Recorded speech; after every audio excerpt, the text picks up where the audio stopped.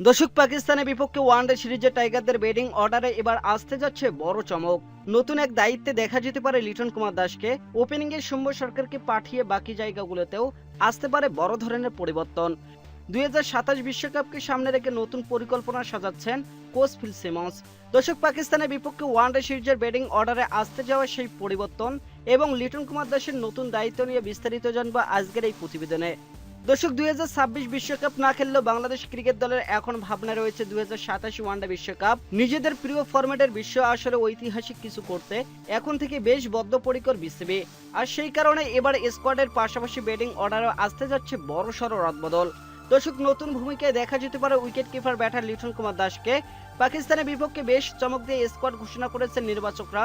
দর্শক, দীর্ঘদিন পর দলে ফিরেছেন বাঁহাতি ব্যাটার আফিফ হোসেন ধ্রুব।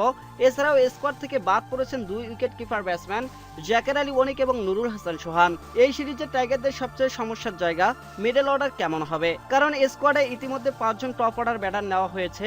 তবে শোনা যাচ্ছে সেখান থেকে লিটন কুমার দাসকে 5 নম্বরে নামানো হতে পারে।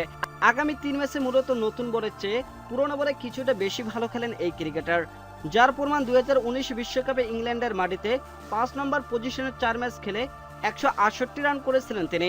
গড় ছিল 56 এবং স্ট্রাইক রেট ছিল 112। এমনকি বাকি পজিশনগুলোর তুলনায় পরিসংখ্যান বলছে 5 নম্বরে বেশি সফল এই ব্যাটার।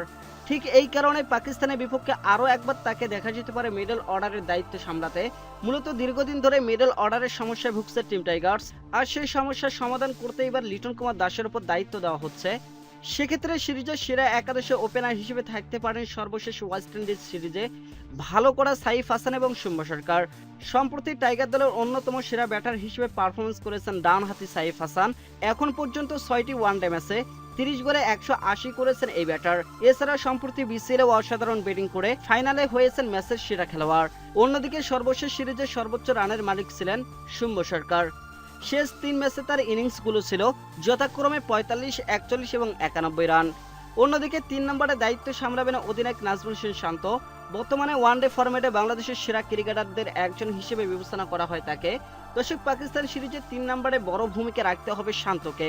4 নম্বর পজিশনে থাকতে পারেন তৌহিদ হৃদয়। ব্যাট হাতে তিনি এখন দুর্দান্ত ছন্দে রয়েছেন। বিসিএল ম্যাচে সেঞ্চুরি করার পাশাপাশি ফাইনালে খেলেছেন 90 রানের বেশি একটি ইনিংস।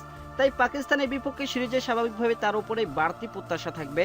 দর্শক, আগেই বলা হয়েছে 5 নম্বরে নতুন ভূমিকায় থাকতে পারেন টি-20 অধিনায়ক লিটন কুমার দাস। তাদের পাশাপাশি ফিনিশার হিসেবে থাকতে পারেন স্কোয়াডে ফেরা আফিফ হোসেন ধ্রুব এবং অধিনায়ক মেহেদী হাসান মিরাজ। সব মিলে বলা যায় লিটনের ব্যাটিং পজিশনে পরিবর্তন এনে বেশ ভারসাম্যপূর্ণ ব্যাটিং অর্ডার নিয়েই মাঠে নামতে প্রস্তুত বাংলাদেশ ক্রিকেট দল। আগামী 11 তারিখ শুরু হবে দুই দলের ওয়ানডে সিরিজ।